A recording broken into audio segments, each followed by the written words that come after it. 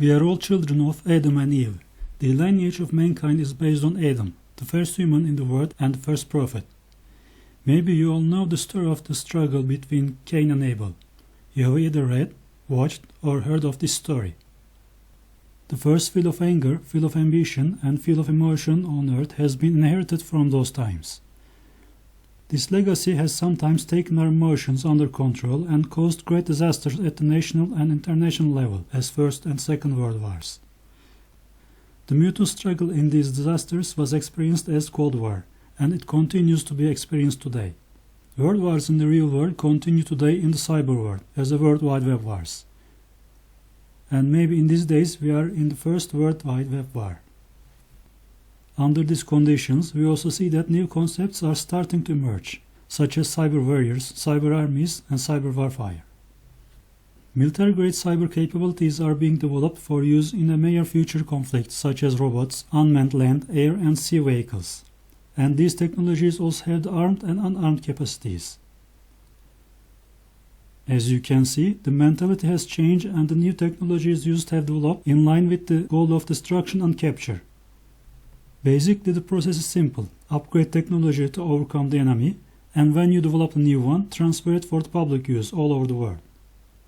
Maybe one day these technologies we have developed to destroy each other may go out of our control and progress to the point of destroying ourselves. Today, cyberwar constitutes the anatomy of the global security threat. And unfortunately, due to the widespread use of the internet, each of us can be exposed to these attacks at any time. For this reason, the importance of being computer literate is increasing day by day. All world countries had been heavily criticized for their restrictive regulation of the internet and for launching state-sponsored cyber attacks. Today, all countries have massive wave of cyber espionage and attacked on the other countries, and this is called a cyber war. Today, energy production facilities, power transmission lines, data storage units, nuclear facilities, logistics facilities, and transportation chains, banks, high-level data stored state instructions have become the front of this cyber war. As in every front, defending these fronts with well-trained employees is the main point of preventing the espionage. Some CICs, cyber intelligence centers, have focused on security threat analysis service to combat cyber attacks that targeting victims. Some seniors with different head colors also serve in these centers. And maybe some foreign government seniors could try to manipulate these centers as a double agent, which sounds like a spy novel. Because there are no written rules for changing the head colors, who knows? Cyber attacks come in many points from many forms. Cyber intelligence centers also try to defend in many forms from many points, as heads versus heads, but with different colors. These types of attacks aren't limited to our Cold War enemies alone. So maybe it's time to redefine the enemies. As the world has become more connected, nations will become more communicative with each other. And the cyber world is going to become the new base of operations to attack and disrupt a nation's life. For this, many nations have created cyber armies and cyber barracks with a focus on identifying national security vulnerabilities for launching attacks on adversaries. Today, all nations want a rule-based cyber world, but do not see eye to eye. For this case, potentially dangerous cyber world web war awaits if they cannot agree on these rules of engagement. The victims of cyber attacks are becoming increasingly sensitive and are growing more inclined to retaliate, either legally, virtually, or military. But there are two challenges. First challenge is that states have to prove the origin of an attack. Second challenge is states have to decide how to respond legally and effectively to cybercrime and cyber espionage. In this case, cyber guerrillas who are not officially appointed by the state may emerge. So it will be necessary to establish a cyber structure similar to the International War Crimes Tribunal. In line with these events, it's not hard to predict that the metaverse world will not become so innocent and maybe the rules of the Wild West will be valid. I think we have been used to this idea for a long time with the films and novels like Matrix Trilogy or Transcendence. As you know, eyes are the organ of the visual system. Eye detect light and convert it into electrochemical impulses in neurons. The eye is a complex optical system which collects light from the surrounding environment. First, it focuses through an adjustable assembly of lenses to form an image, then converts this image into a set of electrical signals. These signals transmit to the brain through complex neural pathways that connect the eye via the optic nerve of the brain. As you can see, we notice our surroundings with our eyes and act accordingly. We have also some eyes in the world for discussions of cyber privacy. Like our 2 eyes, our world has different eye groups called 5 eyes, 9 eyes, and 14 eyes. These eyes are the organs of the global cyber monitoring system. Eyes detect online attacks from all around the world.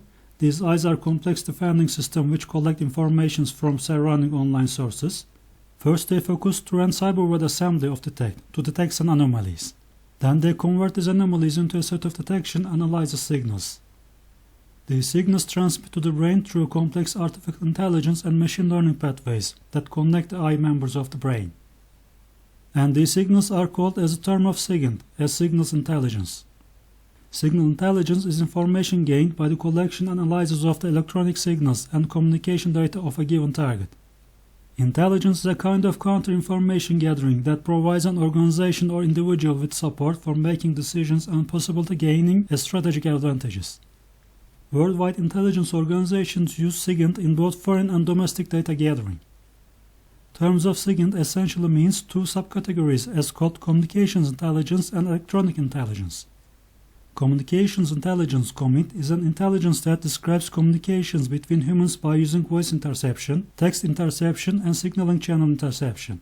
Telephone calls, text communications like emails, and text messages are the example of COMINT.